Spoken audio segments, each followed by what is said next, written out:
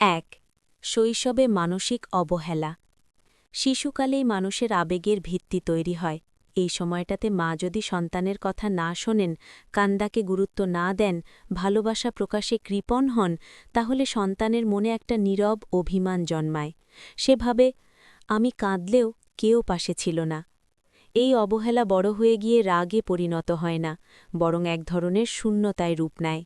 তখন সন্তান মাকে সম্মান করে ঠিকই, কিন্তু হৃদয়ের গভীর টান অনুভব করতে পারে না। ২. অতিরিক্ত কঠোর শাসন ও নিয়ন্ত্রণ।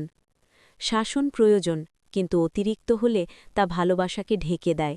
যখন মা সব বিষয়ে সন্দেহ করেন, নিজের সিদ্ধান্ত চাপিয়ে দেন, ভুল করলে ভালোবাসার বদলে ভয় দেখান, তখন সন্তান মাকে ভালোবাসতে নয়, এড়িয়ে চলতে শেখে। এভাবে বড় হওয়া সন্তান মনে মনে বলে, আমি ভুল করলে মা আমাকে বুঝবেন না, আমাকে শাস্তি দেবেন। এই ভয়ে ধীরে ধীরে ভালোবাসাকে দুর্বল করে দেয়। ৩. পক্ষপাতিত্ব ও তুলনা। একজন মা যখন অজান্তেই বলেন, তোমার ভাইটা কত ভালো, বা তোমার বোনের মতো হও, এই কথাগুলো সন্তানের মনে গভীর ক্ষত তৈরি করে।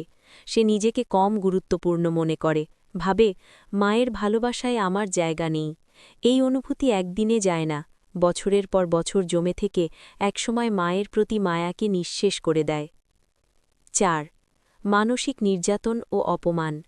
শারীরিক আঘাতের চেয়েও অনেক বেশি ক্ষতিকর হল কথার আঘাত।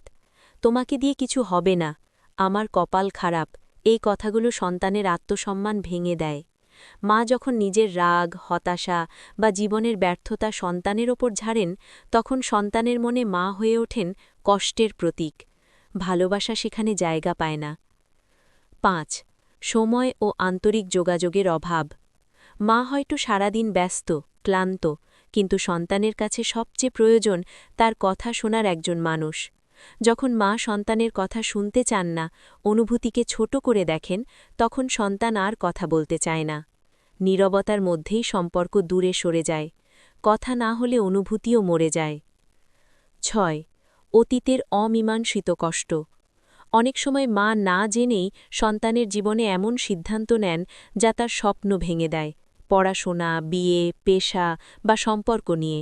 যদি এই কষ্ট কখনো স্বীকার না করা হয়, কখনো ভুল হয়েছে বলা না হয়, তাহলে সন্তানের মনে জমে থাকা অভিমান ধীরে ধীরে ভালোবাসাকে চাপা দেয়। ৭. বয়স বাড়ার সাথে চিন্তাধারার সংঘাত। সন্তান বড় হলে নিজের মত, বিশ্বাস ও জীবনবোধ তৈরি করে। মা যদি তখনও তাকে ছোট মনে করে সব সিদ্ধান্তে হস্তক্ষেপ করেন, তাহলে সম্পর্কের ভারসাম্য নষ্ট হয়। সন্তান মনে করে, মা আমাকে মানুষ হিসেবে মানছেন না। এই অবমূল্যায়ন মায়াকে ক্ষীণ করে তোলে। ৮. বাইরের প্রভাব ও ভুল ধারণা। বন্ধু, সঙ্গী বা সমাজের কথায় অনেক সময় সন্তান ভাবতে শেখে, মা আমাকে বুঝতে পারেন না, মা খুব সেকেলে। অন্যদের প্রভাব যদি বেশি হয় আর মায়ের কথার মূল্য কমে যায়, তাহলে সন্তানের মনে মায়ের অবস্থানও ছোট হয়ে যায়।